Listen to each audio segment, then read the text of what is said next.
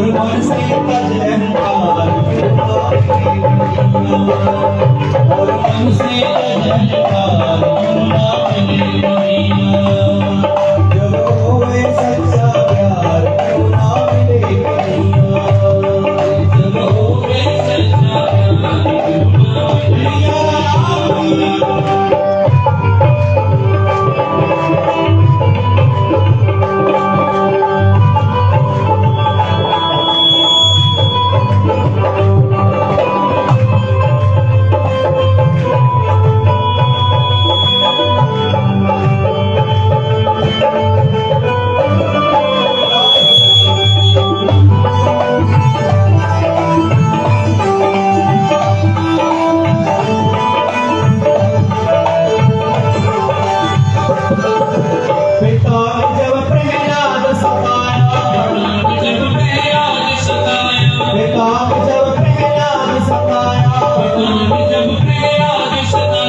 अपने प्रभु का ध्यान लगाया।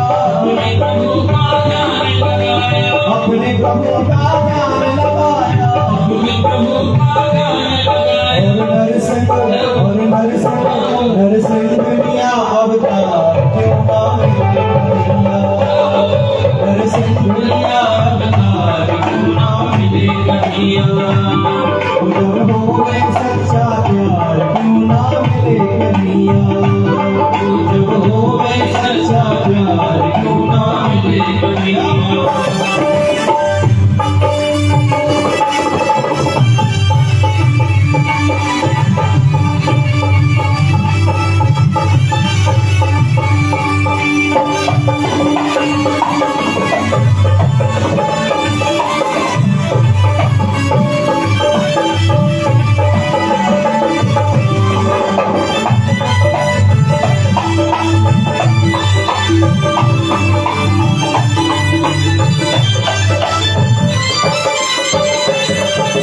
दुर्योधन ने जाल बिछाया। दुर्योधन ने जाल बिछाया। दुर्योधन ने जाल बिछाया। दुर्योधन ने जाल बिछाया। अर्जुन कृष्ण की शरण में आया। अर्जुन कृष्ण की शरण में आया। अर्जुन कृष्ण की शरण में आया। अर्जुन कृष्ण की शरण में आया। बरसात मगन मुरार क्यों ना मिले कन्हैया।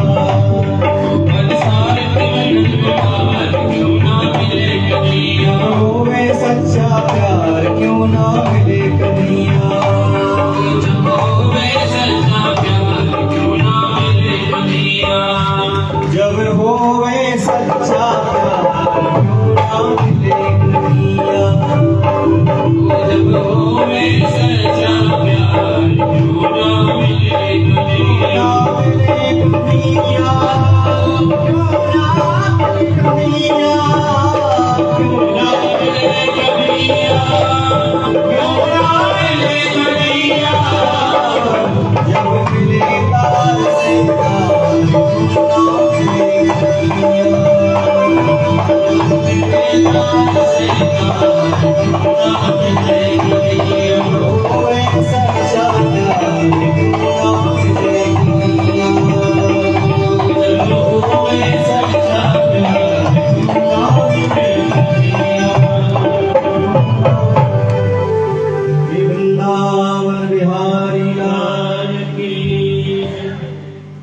ऐसी भक्ति जहाँ प्रकट हो भगवान क्यों ना।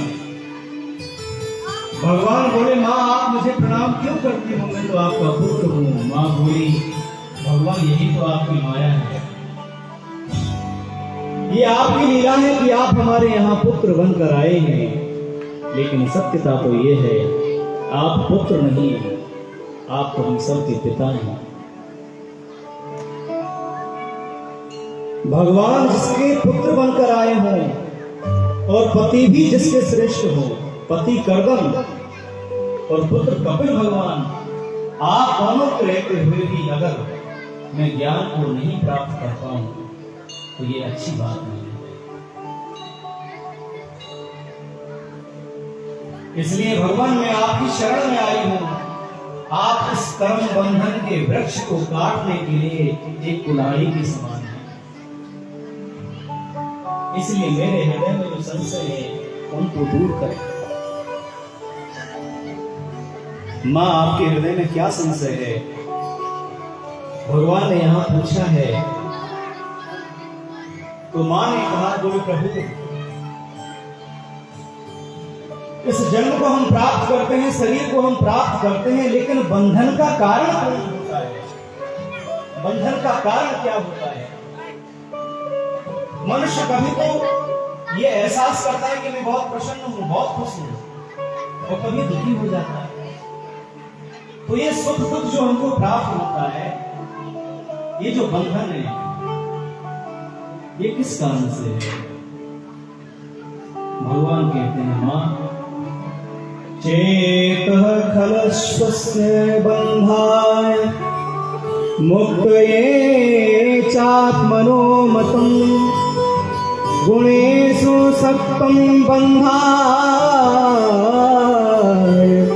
रतं वा पुंस्त्रीमुक्तये।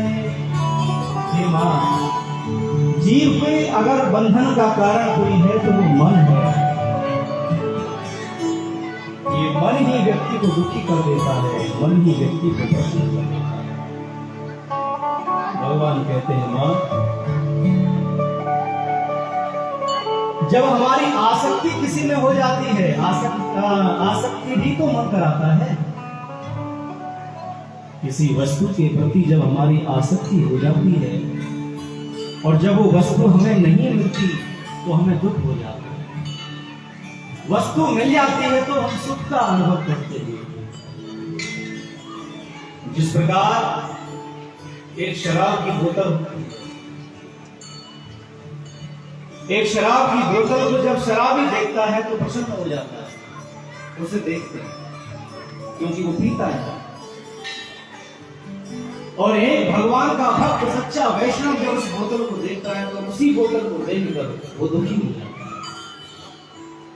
बोतल ये है, एक खुश हो रहा है, एक दुखी हो रहा है। तो दुख का कारण क्या हुआ? आसक्ति हुई। बोतल में कभी नशा नहीं होता, शराब में कभी नशा नहीं होता। शराब में अगर नशा होता तो बोतल भी झूमने लग जाता है। नशा आदमी में होता, नशा तो आदमी में होता, लत में होता है। हमें ये वस्तु चाहिए तो चाहिए, तभी हम मन ही हरि से मिलाता है और मन ही हमें दुख देता है। इसलिए मां, ये आसक्ति दूर कैसे होगी? जब हम भक्ति करेंगे तो भक्ति करते करते जो आसक्ति हम संसार में करते थे वही आसक्ति हमारी प्रभु में हो जाएगी। और जब आसक्ति प्रभु में हो जाएगी तो प्रभु से अपनापन होगा, रिश्ता होगा। फिर धीरे धीरे जो मोह हमारा संसार में होता था, फिर हमारा वही मोह गोविंद में हो जाएगा। इसलिए मां, 10 इंद्रिय होती हैं शरीर में, 5 कर्मेंद्रियां और 5 ज्ञानेंद्रियां। ज्ञानेंद्रियां कौन होती है? जिनसे हमें कुछ ज्ञान होता है। आज ठंडी बहुत है, ये हमें किसने बताया? हमारी त्वचा ने बताया। यही तो है ज्ञानेंद्रिय। आज हवा बहुत ठंडी चल रही है, किसने बताया? आज माला में से सुगंधी बहुत अच्छी बात आ रही है, ये किसने बताया? आपने बताया। आज संगीत बहुत अच्छा बज रहा है, ये किसने बताया? आज भोजन बहुत अच्छा बना, ये किसने बताया? तो 5 हैं ज्ञानेंद्रियां जिनसे हमें ज्ञान प्राप्त होता है। उसी प्रकार 5 होती हैं कर्मेंद्रियां जिनसे हम कर्म करते हैं। मुख, 2 हाथ पैर और 2 गुप्त इंद्रिय। इन 10 इंद्रियों से भगवान का भजन करो। लेकिन आंखों से भजन कैसे होगा? भगवान का दर्शन करने से। कानों से भजन कैसे होगा? कथा सुनने से। जिज्ञासा से भजन कैसे होगा? भगवान का नाम गाने से। पैरों से भजन कैसे होगा? परिक्रमा लगाने से। हाथों से भजन कैसे होगा? सेवा करने से। माँ, ये जो 10 इंद्रियां है ना, ये गलत नहीं है, ये अच्छी है। ये इंद्रियां अपनी अपनी ओर हमें खींचती है, लेकिन इंद्रियां कभी नहीं कहती मुझे ये वस्तु चाहिए। मन कहता है आज तो मेरा जो मन है इस वस्तु को पाने के लिए होगा। ये मन, इन इंद्रियों का जो राजा है वो मन है, वो मन है। इंद्रियां अगर खराब होंगी तो मां भजन कैसे करोगे? दर्शन कैसे करोगे? परिक्रमा कैसे लगाओगे? इसलिए अच्छी बात यह है कि हमारी जो इंद्रियां हैं इनका मुख भगवान की ओर मोड़ दीजिए। भोजन कर रहे हैं, मन हो रहा है, अच्छी बात है, अच्छे से बनाइए, लेकिन सबसे पहले गोपाल का भोग है। और माताओं एक बात बताएं, जो भी भक्त भगवान का एक बार भोग लगाता है उसका कितना बड़ा महत्व होता है पता है? एक बार भोग लगाने का मतलब होता है कि उस भक्त ने एक बार संपूर्ण विश्व को भोजन करा दिया। कितना बड़ा फल होता है एक बार भोग लगा। कोई भी वस्तु आप खा रहे हैं, पी रहे हैं, श्री हरि नाथ आपकी बड़ी कृपा, आज हमें इतना सुंदर भोजन मिल रहा है। भोजन करते समय अन्न देव का भी सम्मान करिए, हाथ जोड़कर उनका भी सम्मान करिए। प्रभु आपकी बड़ी कृपा जो आप हमें प्राप्त हो रहे हैं, जीवन भर ऐसे ही आप हमारे यहाँ आते हैं, उनका भी सम्मान करिए। भोजन करने की भी विधि बहुत होती है माताओं। भोजन करते समय भोजन पात्र में बचना नहीं चाहिए। लोग भूत प्रेतों से बहुत डरते हैं, लेकिन एक बात कहें, हाथ में चीनी लेकर या चावल लेकर हम ऐसे खाते हैं ना, तो मुंह में भी जाता है और 2-4 दाने नीचे भी गिरते हैं। तो गिरे हुए दाने को तो हम खाते नहीं खाते, उनको कौन खाता है? छोटे छोटे जो कीड़े होते हैं, चींटी होती है, वो खाता है।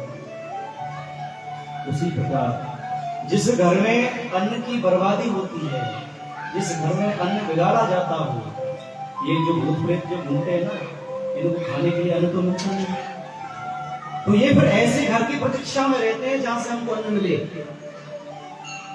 और आप बचा हुआ अन्न जब बाहर फेंकते हैं तो उसी घर के 4 ओर ये रहना प्रारंभ कर देते, क्योंकि यही अन्न मिलता है। इसलिए अन्न कभी बिगाड़ो मत। अन्न जब बिगड़ेगा ही तो कहां से क्या आएगा?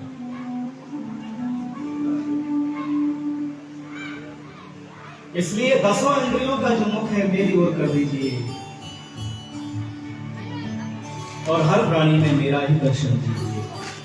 और माँ, ये जो शरीर हमको प्राप्त होता है, शरीर को साधारण स्थिति से थोड़ी मिल जाता है। गर्भवास समं दुख न भूतो न भविष्यति। माँ के गर्भ में इस व्यक्ति को जितना कष्ट होता है, न भूतो न भविष्यति, कभी नहीं हो सकता। कितना कष्ट होता है। यहाँ तो थोड़ी सी इसके शरीर में बदबू हो जाती है तो महाराज पता नहीं तरह तरह की स्प्रे वगैरह उसका चयन करते हैं शरीर को सुगंधी लेने के लिए। लेकिन भैया, जब ये जीव माँ के गर्भ में रहता है तो मल मूत्र के कुंड में पड़ा रहता है उल्टा। ये इसका मुख मल मूत्र में रहता है। छोटा सा जीव होता है, छोटा सा बालक होता है, माँ गर्म खाती है तो इस बच्चे को लगता है, खट्टा खाती है तो इस बच्चे को पीड़ा होती है, चिल्लाता है, होता है। लेकिन उस गर्भ में उसकी आवाज कौन सुने? माँ के गर्भ में भी जो बच्चे का पेट भरता है वही परमात्मा है।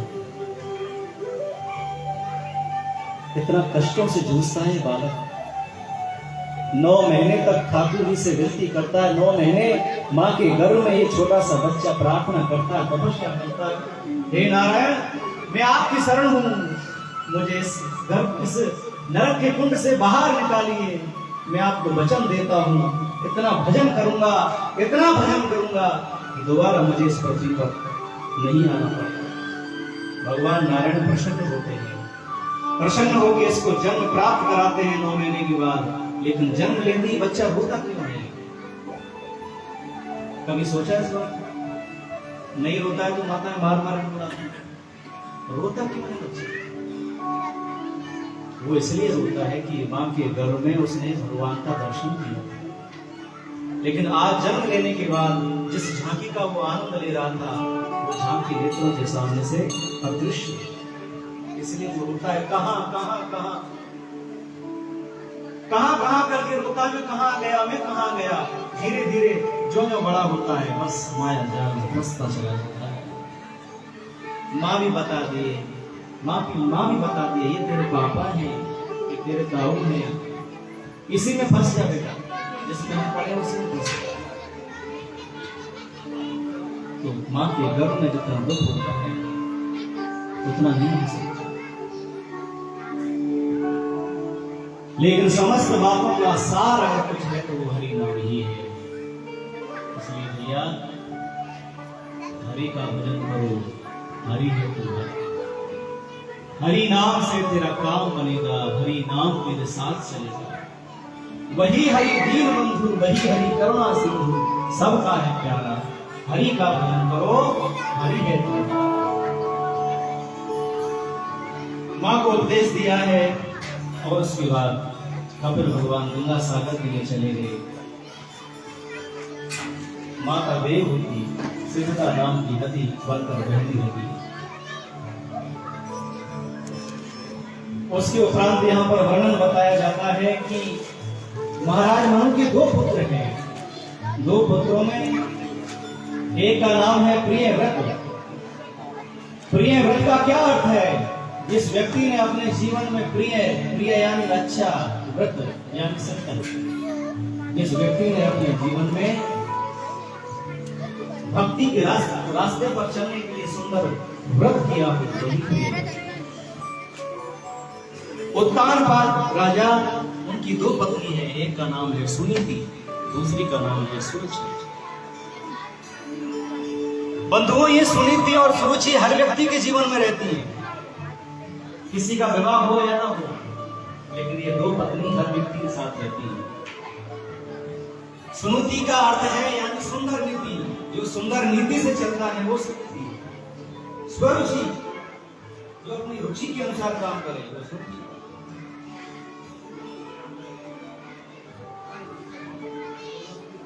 लेकिन जो छोटी रानी है सुरुचि, वो अधिक सुंदर थी। उनकी बातों में आकर बड़ी रानी सुरुचि को अपने राज्य से बाहर निकाल दिया। राजा ने जंगल में जाकर एक छोटी सी कुटिया बनाई, कुटिया में रहने लगी। न्यूज़ पॉइंट है, यूट्यूब की फेसबुक वन में रहती है, लेकिन देखती है कि संतों का सत्संग हो रहा है तो वहां जाती है, संतों की सेवा। एक दिन संत बड़े प्रसन्न हुए, बोले देवी हम तुम्हारी सेवा से बड़े प्रसन्न हैं, तुम्हें जो चाहिए वो मांग लो। तो देखिए सुनीति ने क्या कहा, बोले भगवान हमारे महाराज के साथ जो सुरुचि नाम की रानी रहती है उसको कोई पुत्र नहीं है, आप ऐसा आशीर्वाद दीजिए कि उसके लिए एक सुंदर सा। संतों ने जब सुना तो नेत्रों से महाराज आंसुओं का ढाल गए। कोई गलती रखी दी इस रानी की गाल राज्य से निकाल दी गई तो उसी का ये जानते हैं ना, जब हम आशीर्वाद देते हैं कि तुम्हारे को भगवान का भक्त जी और कुछ समय बाद 2 पुत्र पुत्रों की प्राप्ति हुई है। एक उत्तम और एक सुनीति की यहाँ जो पुत्र है उसका नाम है। लेकिन बंधु ने बालक की सबसे बड़ी रकम तो वो माँ ही है। माँ अगर चाहे तो बच्चे को बहुत बड़ा डाकू बना दे। माँ अगर चाहे एक कपड़ा बना दे। माँ अगर चाहे पहली गुरु फेसबुक से दिख रहा आज स्मृति सत्संग करने जाती है तो छोटे से बच्चे को साथ एक दो चैनल बोला अपने मित्रों के साथ मिले थे। तुमने आज तक ये नहीं बताया नोटिफिकेशन का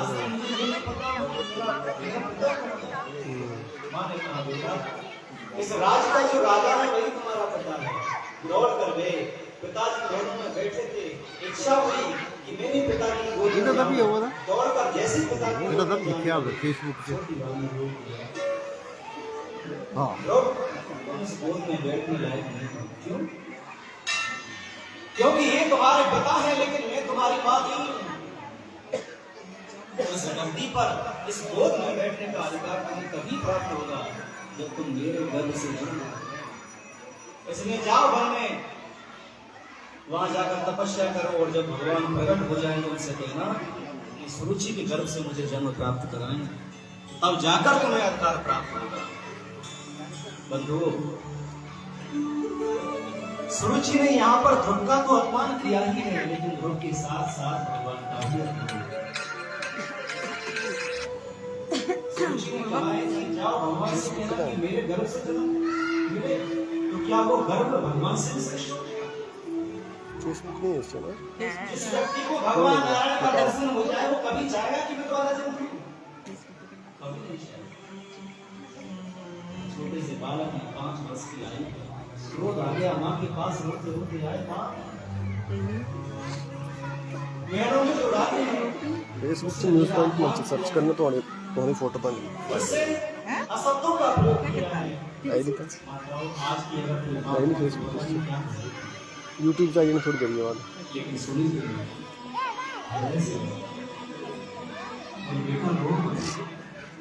सुरुचि ने जो कहा है अच्छा था, ठीक कहा।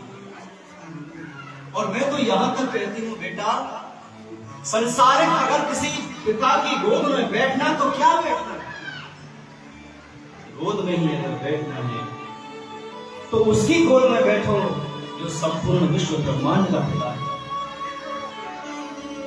तपस्या करने के लिए कहा है तो तपस्या करने के लिए जाओ, अभी चले जाओ, अभी चले जाओ।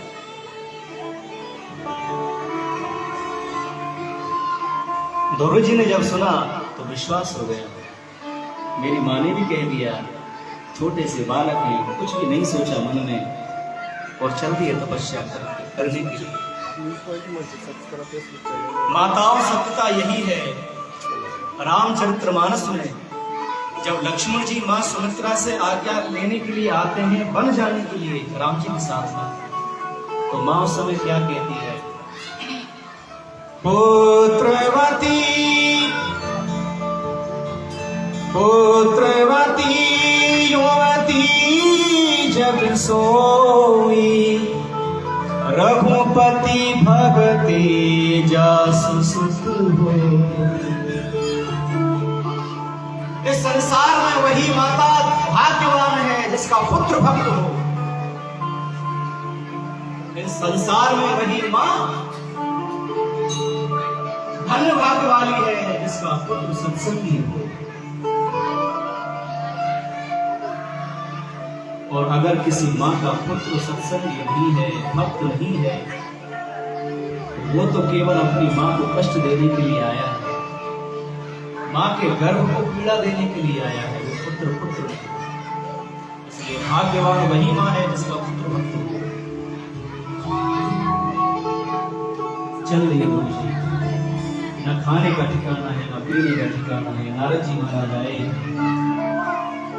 नारद जी महाराज ने समझाया है, परीक्षा ली है। अरे ध्रुव बेटा, छोटे से हो, यहाँ इस वन में इस जंगल में नाना प्रकार के जीव जंतु रहते हैं, कोई शेर आ गया तो तुम्हारा नाश्ता कर जाए, चले जाओ यहाँ से। ध्रुव, जब तुम्हें भूख लगेगी तो क्या खाओगे? कभी सोचा? भगवान ऐसे थोड़ी मिल जाएंगे। तो ध्रुव जी कहते हैं नारद जी, जब दांत नहीं तब दूध दियो। जब मेरे मुंह में दांत नहीं थे तो भगवान ने मुझे दूध पीने के लिए दिया था। आज दांत है तो अन्न दे। आज मेरे दांत हैं, मुझे क्या खाना है क्या नहीं खाना है, ये सोचने की मेरी बात नहीं है, ये तो भगवान है। लेकिन बेटा तुमने कोई गुरु तो बनाया नहीं, बिना गुरु को तो भगवान की प्राप्ति होती नहीं है। ध्रुव जी ने चरणों को पकड़ लिया, बोले प्रभु मैंने सुना है कि नारद जिसे मिल जाए उसको भगवान भी मिल जाते हैं। आप मेरे सामने प्रकट होकर आए हैं तो निश्चित हो गया कि भगवान की प्राप्ति होगी। आपसे बड़ा गुरु कौन मिलेगा। बंधुओं, वो कहते हैं अंधकार को और रू कहते हैं प्रकाश को। अपने शिष्य के जीवन में इसे जो अंधकार को निकाल कर प्रकाश भर दे वही सच्चा गुरु है। लेकिन शिष्य को भी शिष्य होना चाहिए। एक गुरु जी के यहाँ एक शिष्य था, रहता था, सेवा करता था, लेकिन महान आलसी था, कुछ काम नहीं करता था। रात्रि हुई, गुरु जी बोले, अरे चेला। हाँ गुरु जी। अरे बेटा लाइट बंद कर दो, थोड़ा सो जाए। चेला ने कहा, अरे गुरु जी क्या लाइट बंद करनी, आंख बंद कर दो। आंख बंद करते अंधेरा चलता। अच्छा, गुरु जी समझ गए ये तो चेला नहीं है, गुरु मिला है। फिर बोले, अरे चेला बेटा हमें लगता है कि बाहर बारिश हो रही है, देखना जरा जाके। अरे गुरु जी क्या जाके देखना है, ये बिल्ली बाहर से ही आई है, इसी को देख लो, अगर भीग रही होगी समझ जाओ बारिश है। अच्छा चलो कोई नहीं, ऐसे तैसे सो गए। रात में दो काम गुरु जी ने कर दी। सुबह गुरु जी के पास एक दूसरा चेला आया, वो 5 किलो शुद्ध देसी घी के लड्डू लेकर आया था गुरु जी की सेवा में। वो तो देकर चला गया। गुरु जी ने फिर उसी चेला को बुलाया, आलसी को। अरे चेला बेटा लड्डू खाओगे क्या। चेला बोला, गुरु जी रात में मैंने आपके दो काम नहीं किए, अगर ये भी नहीं करूंगा तो गुरु का बहुत बड़ा अपमान हो जाएगा, बहुत बड़ा अपमान हो जाएगा, और ये मैं देख नहीं सकता। तो शिष्य को भी शिष्य होना चाहिए। गुरु ने जो कह दिया, गुरु के वचन अटक कर मानो, जो गुरु ने कह दिया वो असत्य नहीं। विश्वास किया, नारद जी ने एक मंत्र दिया है, ओम नमो भगवते वासुदेवाय। वृंदावन की भूमि में गए, यमुना स्नान किया और तपस्या करना प्रारंभ किया। हमारे साथ में गाएंगे ओम नमो भगवते वासुदेवाय। ओम नमो भगवते वासुदेवाय। ओम नमो भगवते वासुदेवाय। ओम नमो भगवते वासुदेवाय। वासुदेवाय मेरो नंद नंदनाय। वासुदेवाय मेरो नंद नंदनाय। वासुदेवाय मेरो नंद नंदनाय। वासुदेवाय मेरो नंद नंदनाय। ओम नमो भगवते वासुदेवाय।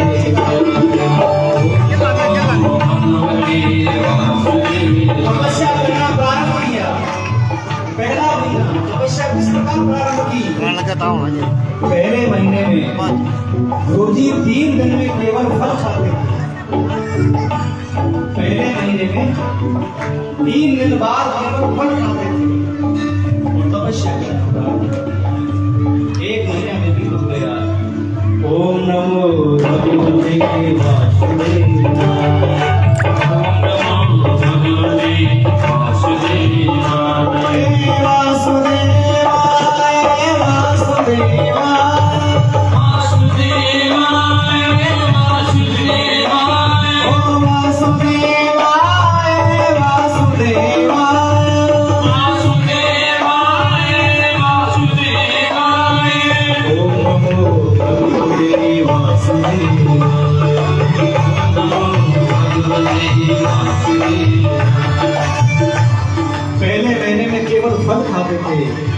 लेकिन 1 महीने बाद जब नेत्रों को खोला तो देखा भगवान अभी भी नहीं आए। इसका मतलब मेरी तपस्या में अभी कमी है। तो दूसरे महीने में केवल 6 दिन में फल भी छोड़ दिए। 6 दिन में केवल पत्ता खाना प्रारंभ कर दिया, फलों को भी छोड़ दिया। 6 दिन बाद केवल पत्ते खाते हैं और तपस्या करना प्रारंभ। ओम नमो भगवते वासुदेवाय।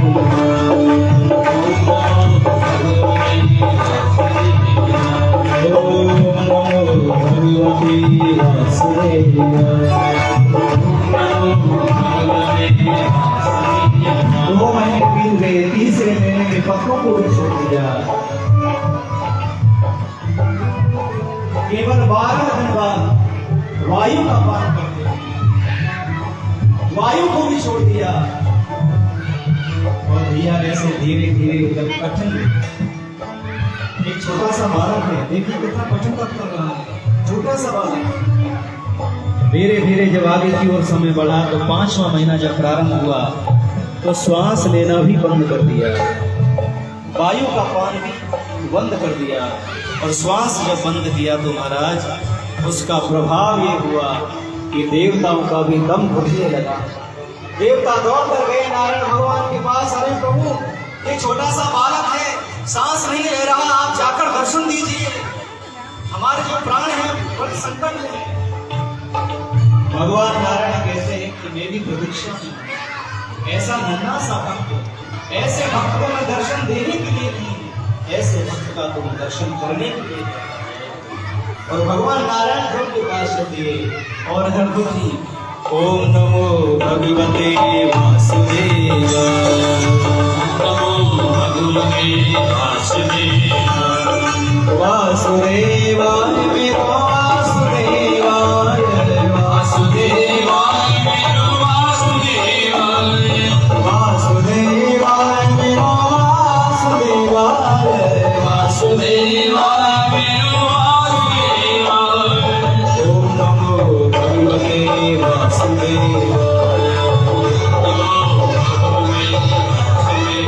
और भगवान नारायण ध्रुव जी के सामने जाकर प्रकट हुए। और ध्रुव जी ने जब भगवान को देखा, अब छोटा सा बालक है, देखकर अच्छा तो बहुत लगा। भगवान सामने खड़े हैं, भगवान चाहते हैं कि ध्रुव कुछ बोले, लेकिन छोटा सा बालक है, बोले क्या? भगवान की स्तुति करना चाहता है लेकिन करे कैसे, बोलना ही नहीं आता। भगवान ने अपने संघ का स्पर्श ध्रुव जी के कपोल से किया है और ध्रुव जी ने बड़ी सुंदर स्तुति की। योऽन्तः प्रविश्य मम वाचमिमां प्रसुप्तां संजीवयत्यखिल शक्तिधरः स्वधाम्ना। न्यूज पॉइंट हिमाचल से लाइव लिखा, फेसबुक से सर्च प्राणान् नमो भगवते पुरुषाय तुभ्यम्। हे भगवान, आप सर्वशक्तिमान हैं, आप ही मेरे अंतःकरण में प्रवेश करके अपने तेज से मेरी सोई हुई वाणी को सजीव करते हैं तथा हाथ, पैर, कान और त्वचा आदि अन्याय इंद्रियों एवं प्राणों को भी चेतना देते हैं। आपके बिना भी ये शरीर काम नहीं कर सकता। गोविंद, आप चाहें तो ये सत्य है। भगवान की कृपा हो जाए तो गूंगा भी दौड़ने लग जाता है, भगवान की कृपा हो जाए तो लंगड़ा भी दौड़ने लग जाता है। बड़ी दिव्य यहाँ पर स्थिति की। भगवान ने कहा लो, मांग लो क्या चाहिए। बोले प्रभु हमें आप अगर प्राप्त हो जाए तो किसी को क्या चाहिए।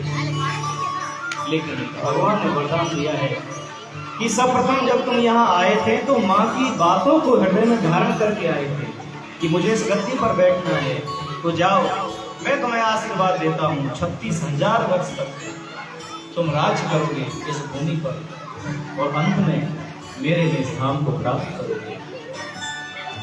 ध्रुव जी आज आएंगे, पिता ने सम्मान किया। ध्रुव जी का जो छोटा भाई है उत्तम, यक्षों के यहाँ जाता है, उनके बगीचों को ध्वस्त करता है, यक्षों ने कई बार समझाया, नहीं माना तो युद्ध छिड़ गया और उत्तम का प्राणांत हो गया। ध्रुव जी को जब ये ज्ञात हुआ तो हाथों में तलवार ले ली और यक्षों को मारने के लिए आक्रमण कर दिया।